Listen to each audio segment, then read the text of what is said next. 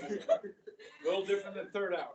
Okay, so anyhow, we're going to be, yesterday we talked about the Battle of the Coral Sea, which was the first ever what versus what? Aircraft carrier versus aircraft carrier. You go. All right. Now, then we talked about the Battle of Midway Island, in which we sunk how many Japanese aircraft carriers? 200. Four. Okay. So now, let me show this in perspective here. Okay. So there was the Battle of the Coral Sea. This is the Battle of Midway. All right. That was June. Okay. Now we're in August. And the Japanese had landed troops here in the Solomon Islands at Guadalcanal, Tulagi, and Florida Island. And what the Japanese are starting to do there is build a crushed coral landing strip, an airstrip. Okay, they're not using concrete, so they're using coral, so they can land planes. So, okay, you with me? We can't let this happen because if they build a landing strip here, they can use land-based bombers to destroy our Navy and cut us off from our blank in the Pacific. Good. Our England in the Pacific. Okay. And so, guys, we got to go. We have to go take this island. Now, it's a long way away from home. And we're going to drop off 10,000 Marines on this island. All right. On August 7th.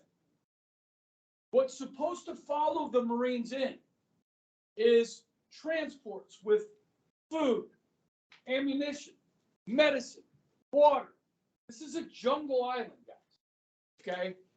Well, that night, as transports were moving in, the Japanese saw that we had landed on the island. They counterattacked.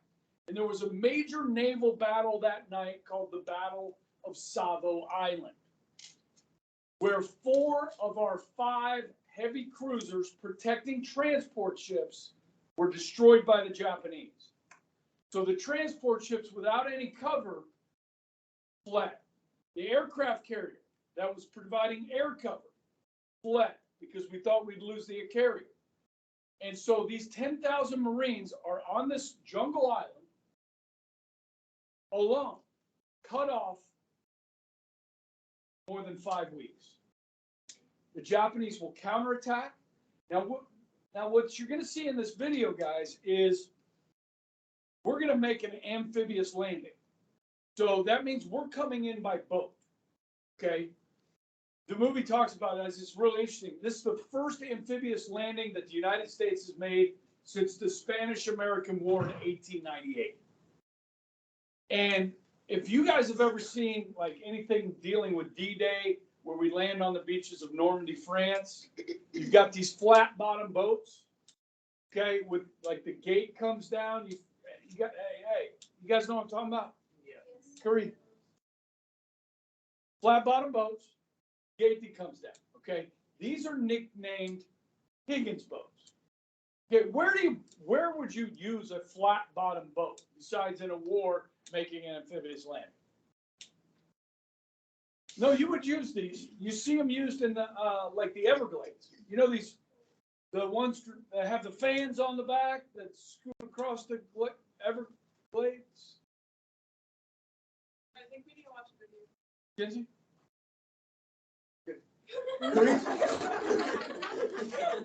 These airboats in the Everglades, the swamps. They use them in Louisiana as well, in the swamps in Louisiana. Okay, so if you got lots of stumps and stuff like that, you use these flat bottom boats. Okay, so the guy that built these boats was a guy named Higgins in Louisiana. Okay, and so when the war started, the U.S. government went to Higgins and said, "Hey, Higgins, can you build us a bunch of these boats for the war?" He said, "I'll gladly build a lot of these boats." So when they went to build the D-Day Museum, the National D-Day Museum, they built it in New Orleans. Okay, and these Higgins boats were integral in these amphibious landings, and we're going to have a bunch of them. Now, this Guadalcanal battle, guys, is going to be in 1942 into 43. Most most of these islands that we go over will be in 44 and 45, okay? So this is an early precursor to what we're going to see near the end of the war in Guadalcanal. 10,000 Marines stuck on an island by themselves, cut off for nearly 6 weeks. Okay, and their heroism should not be forgotten. Now, what we see on a lot of these islands, guys, is like on D-Day when we went in France, guys, we had guys that couldn't even get off the boat. They were being killed before they got off the boat. Okay, most of these landings in the Pacific, the Japanese will let you come onto the island. They're not shooting at you because they're ready for you once you go into the interior of the island. You following me? They've got machine gun nests, artillery. They're camouflaged in the jungle. Okay? So the videos I'm going to show you today are learning intention for the day is what was the experience of an American GI fighting on the Japanese on their islands? Okay?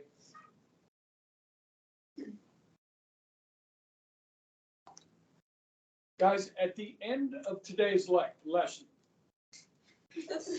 what did I say? You combined lecture and lesson. Yeah. I'm sorry.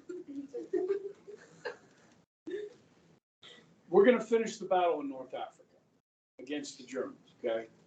At the end of that battle, we will capture 250,000 German troops. Guys, we will not capture more than 25,000 Japanese during the entirety of the war. Okay? They don't surrender. They would rather kill themselves than allow you to capture them.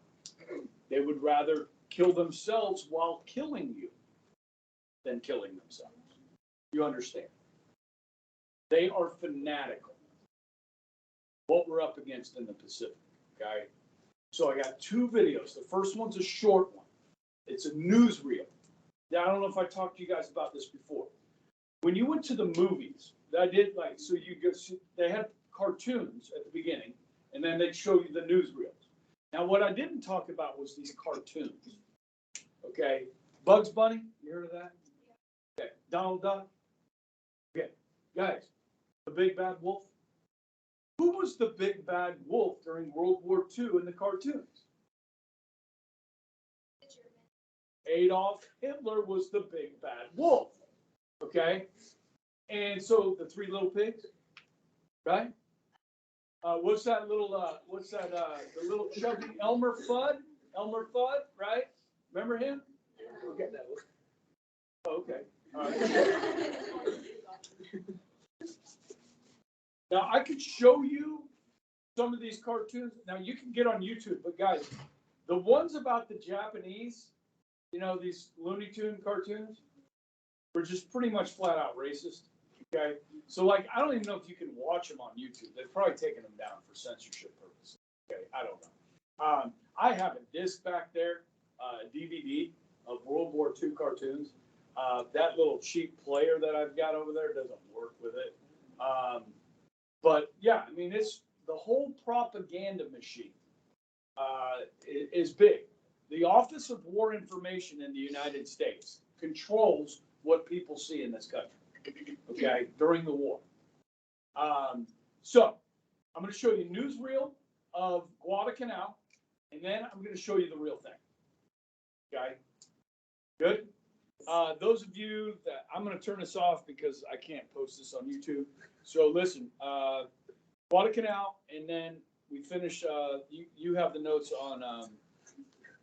on the Battle of North Africa. That's what I'll talk about at the end. Okay, so happy Thanksgiving. Bye. Bye. Bye. Bye. Bye. I think so.